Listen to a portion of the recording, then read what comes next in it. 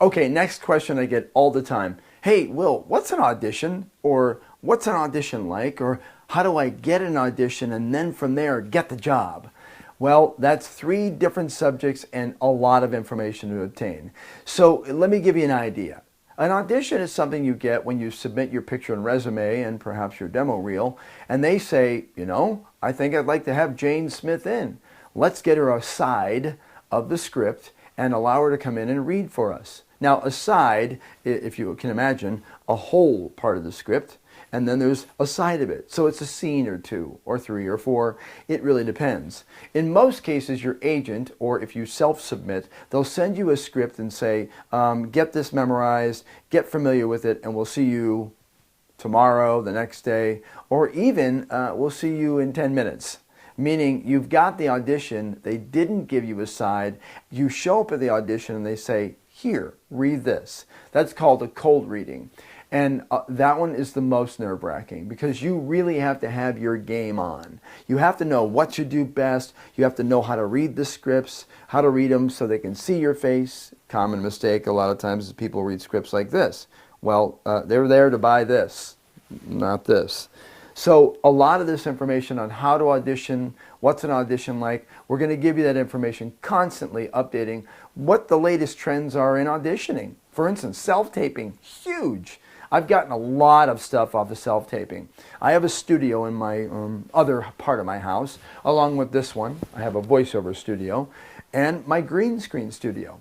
And I'll get scripts from self-submissions or my manager or my agents, and they'll say, we'll read this and then send it to us. So I get in there, I give my best read, and then I save it and I submit it to the people that are looking at trying to cast me. Now, FYI, the statistics or the numbers I have heard is that it can be a couple hundred to a couple of thousand people who have submitted. So you have to make sure that you have it dialed in. I can promise you that with All Casting, we're going to give you the information to constantly update what you do, how you do it, to make your elevator pitch, that's the best of you, in a very short amount of time, the best, the cleanest, and the sharpest. So check it out, and of course get your profile on allcasting.com. Now, side note on castings and of course getting in for the audition, once you've got into the audition, I can tell you right now there's a whole other side to manage, and that's the mental part or the emotional part. Because you're sitting or standing in front of about, 4 to 5 to 7, or maybe just one person who's a casting director having you read something that you're not totally familiar with, and they're very intimidating. One tip I'll give you, you have to remember that the people you're auditioning for are just like you. You're thinking to yourself, well, Will, they're not actors. I'm the actor auditioning for them.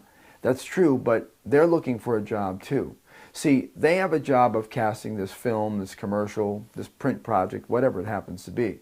And if they don't get the right people, the most professional that can dial it in for the client, chances are they may not get that chance again. So you have to make sure that when you go into that audition, you realize that they are just humans too. And that you are there and you're at the top of your game and you go in and you say, to be or not to be, that is the question. Don't leave them with questions. Get in there, read the best you can, have it memorized, and knock it out of the park. That is the thing I can tell you the most, is that they're human. Don't treat them like anything else. Go in there like this with them, not like this with them. Meaning, give it to them.